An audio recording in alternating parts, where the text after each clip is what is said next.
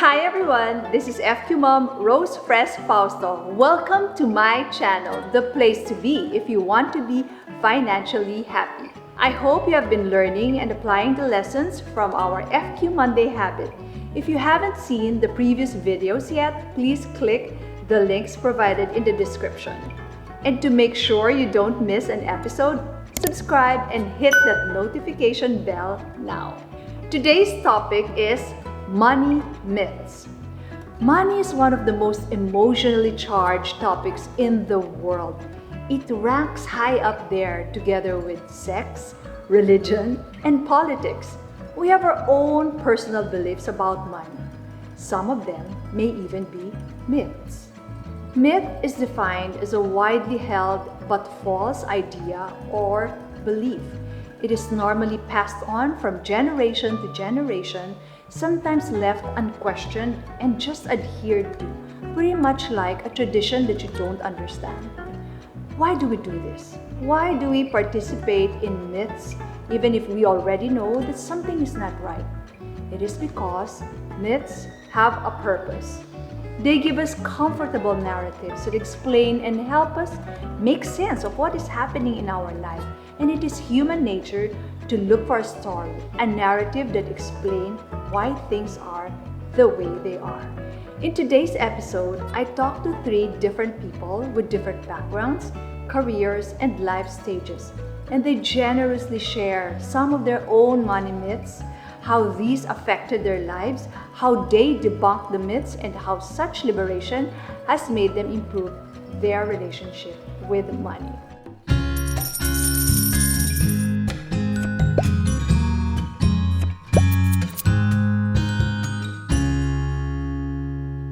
My name is Reese Fernandez-Ruiz. I'm president and co-founder of Rags2Riches.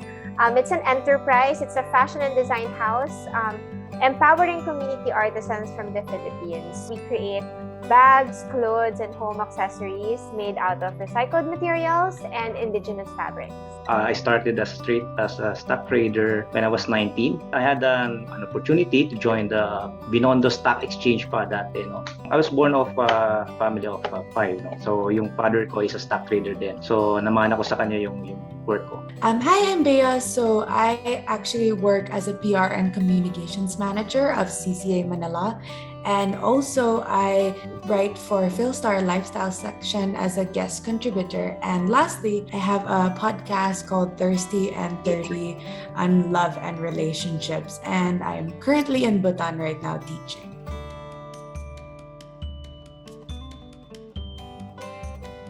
For one, and I think a lot of us grew up with this notion, with this very well-meaning notion and taken out of context notion that God will provide. Like, Okay. I mean, it's great, right? I think it's true in so many ways, except a lot of people use it out of context. Ayun, I like that. Right? So, Yeah.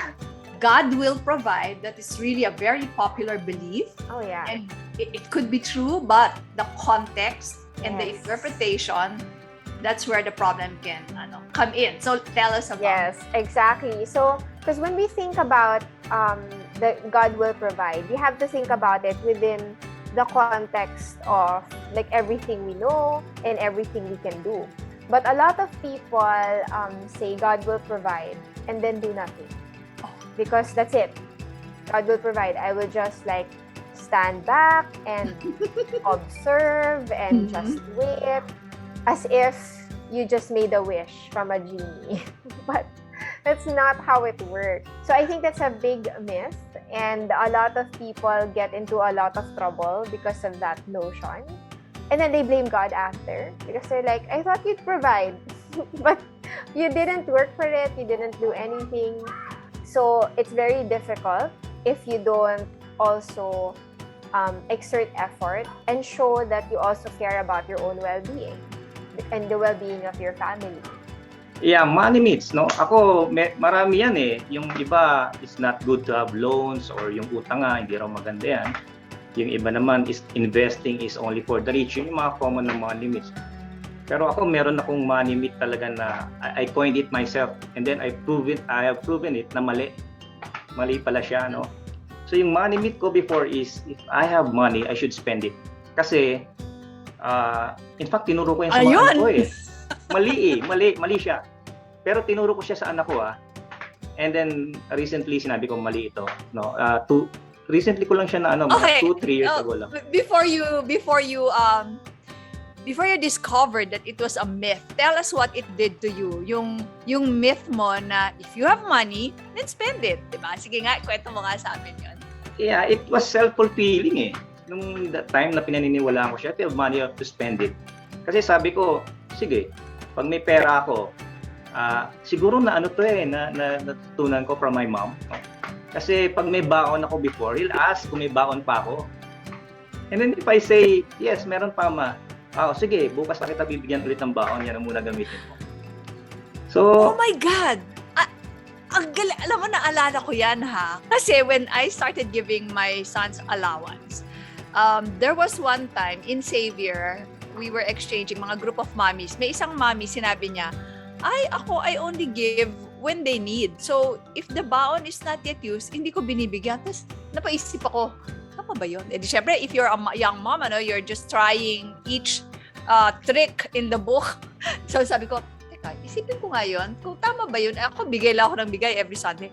And then, I realized that. Sabi ko, oh, wait.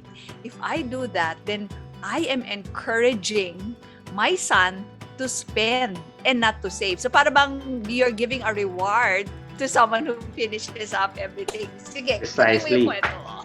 So, yun. So, kinalakihan ko siya when I was already earning on my own. Siyempre, stock trader ka. Dati, malaki kita niyan talaga. Professional ka, you have to pass an exam and very few people pass it. So, medyo may vacuum on that area. So, yun. For every time that I get my salary, parang out of town ako. Yun lang naman ang bisyo ko. Out of town lang with my family actually. My first family, that is, yung parents ko, my brothers and sisters.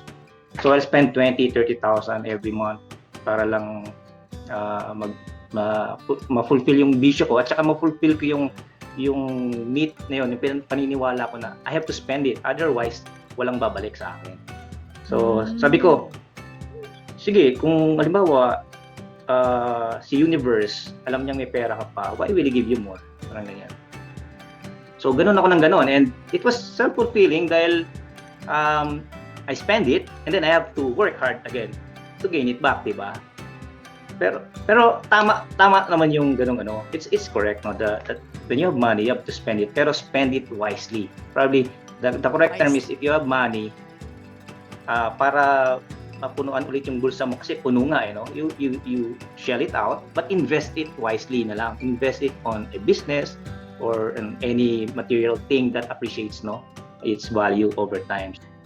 Yeah, well, money, I grew up around a lot of business people, entrepreneurial in mind, and whether they were selling food or just goods, and I always thought that money was better earned through business.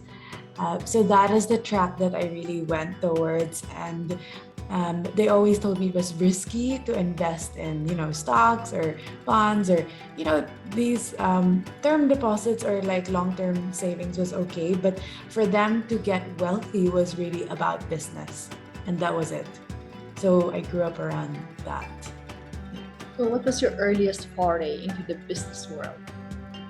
Oh, okay. Well, I think when we were young, we were doing small business. But when I was in my 20s and I lived in Australia for about 10 years from university and then 5 years after that to work. And at that time, I opened a tequila bar and restaurant because I thought in my family, we were in hospitality and culinary education. So I thought that was the only way to make money. So yeah, I had a restaurant for 5 years and I knew nothing about it. Like, I didn't even know what a P&L was or a financial statement, and all that I kind of learned on the go.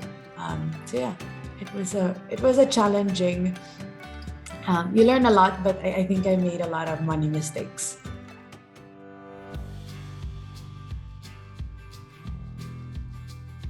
I got a credit card and Yeah, and for a while, because I had this bathala na habit in me, I would just use that credit card to spend for like either bills or sometimes clothes. I'm not super maluho, so I didn't accumulate much. But the bill of the credit card, even because I thought I could just pay, the minimum balance every month and not the whole amount. And then after that, it just ballooned to like a lot. And I realized that after a while, and I'm like, oh my goodness, this is never gonna stop. And the temptation then was to go bahala na again. In fact, I remember a specific time I was outside the house and I was looking at the sky, and I'm like, if I see clouds that look like birds, ganon, then it's a sign that everything will be okay. And of course, I saw clouds that look like birds because that's what I wanted to see. Not because it's, it's actually there. But then I was like, yeah, it kind of looked like a bird, but I'm not sure. But I wanted it to look like a bird, like the spirit. I wanted it to look like a spirit. No, it's not gonna work. So what I did is that I did the hard math of going through my credit card bill and looking at the fine print and looking at the back side of the bill and doing the computations manually. And then I realized, okay, I just really have to pay it off one time, big time, because if I don't, it's just gonna accumulate a lot of interest and just gonna get deeper and deeper into this debt.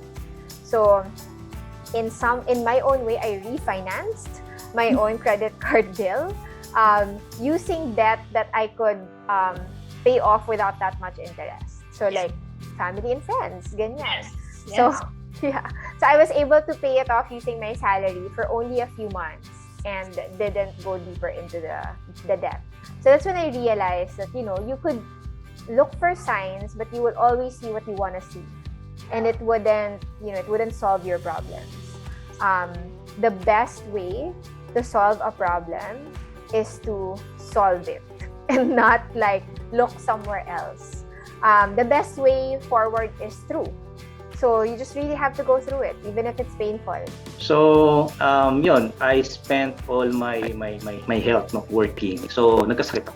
And I had to quit my job. Sabi ko kasi I have to save what's left of myself, my health. And then I'll just come back later with bringing in my A game na lang siguro again. So yun, when I left Macquarie, I have very little savings. So, it was a struggle for me kasi nasanay ako ng malaking kita na every 15th and 30th may pumapasok. Doon ko naisip, sabi ko, since 1992, I was spending 20,000-30,000, diba? Every month. Struck me, Sabi ko, oh my God, yung pinaniniwala ko na ubusin mo yung pera mo pag meron ka. It's wrong. Really, really wrong. I should have invested it. Nasa stock market industry pa naman ako. I should have invested it in a company which high yield, So yun, it was hard, discovery for me na mali yung aking Kinoy na meat, And then, how did you now erase?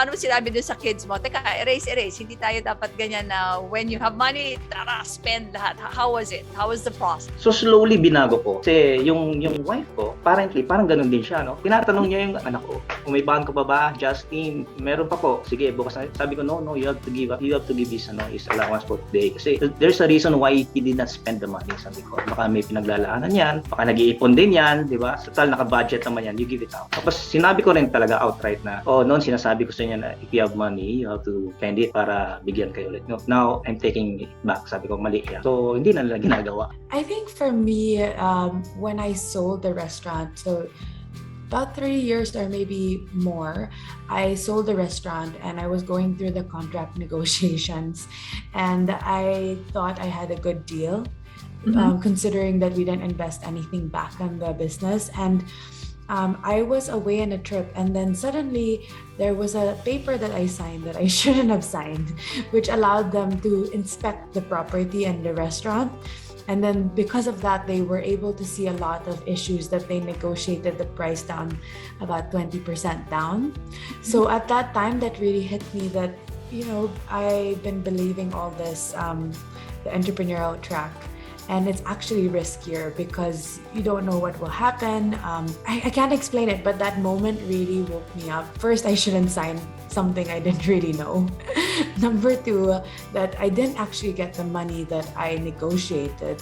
So if something is not working with your money, because I'm a saver. If something's not working, you have to change it, because I wasn't wealthier than before I got into business. So that kind of woke me up and said, this is not the only track. That is a very common myth, if I may say so, that when you get into your own business or the business of family, it is less risky to do it that way than to invest in the stock market. And when I say invest in the stock market, I'm not saying about speculative trading. I'm talking about investing in the top, let's say the top 30 companies who are already our Taipans. So I love that you discussed that as a myth, because really it is a myth to believe that you are a better business person and than the Ayalas. So quite hindi siya usual considered as a money myth, but it is. When you realize that, no, oh my gosh, it's a myth pala, because having gone through your own business and then selling it, what did that realization do to you? What did you do after? So what I did was I read a few books, and then I talked to some friends who were financially stable, and then they started to give me advice, and then what I did was I started doing 1 hour a week just looking at my money. So I would have a spreadsheet, I would have goals and then reflections, but I would spend 1 hour every Saturday just looking at what I did with my money. And then I had a goal, a small goal, to earn more money outside of my family business. And then that's what I did. So 4 hours a month. It's still far off as what you would say like retirement or security, but at least I knew every week what I did and what I should do better. So those were kind of the things. And then I read a book called, I think it's Happy Money. And it was really about just understanding that money can make you happy. Anong masasabi mo sa mga kwento nila? Napaisip ka ba sa mga sarili mong money myths? What money myths are you still holding on to that somehow negatively affect your relationship with money? Are you ready to debunk them? But let's face it, it is not easy to debunk money myths. They are comfortable and cozy stories that help us make sense of what is happening to us. In FQ Book 1, I discussed 7 common money myths that prevent us from reaching our financial goals and having a high FQ. Here they are.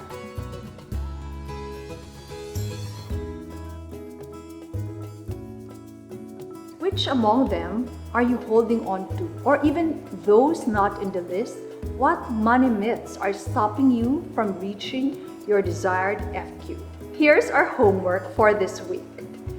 Think deeply about the money myths you are still holding on to. Write them down.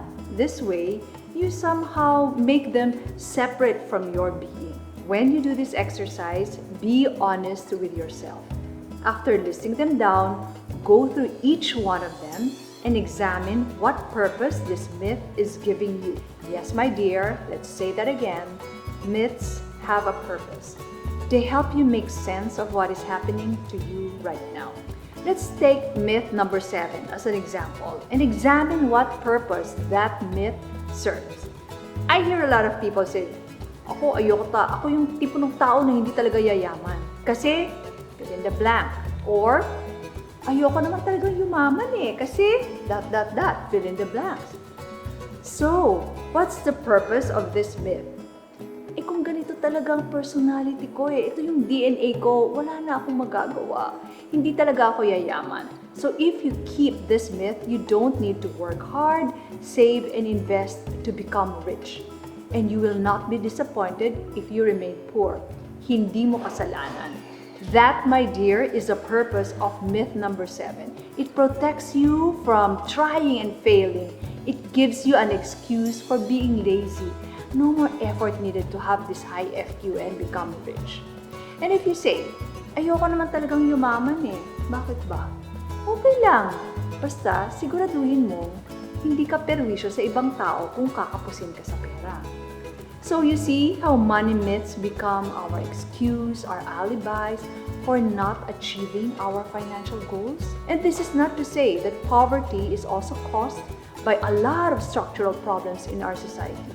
No, not at all. Ang taas kaya ng Gini coefficient natin, yung income inequality dito sa bansa, dahil sa mga maraming structural problems. But here's the thing, we can't wait for our institutions to improve.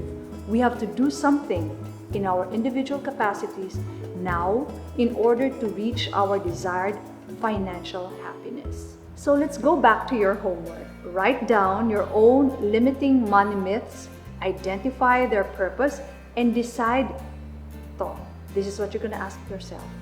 Should I keep the myth and its cozy alibi that they serve, or should I debunk them now and not pass them on to my children?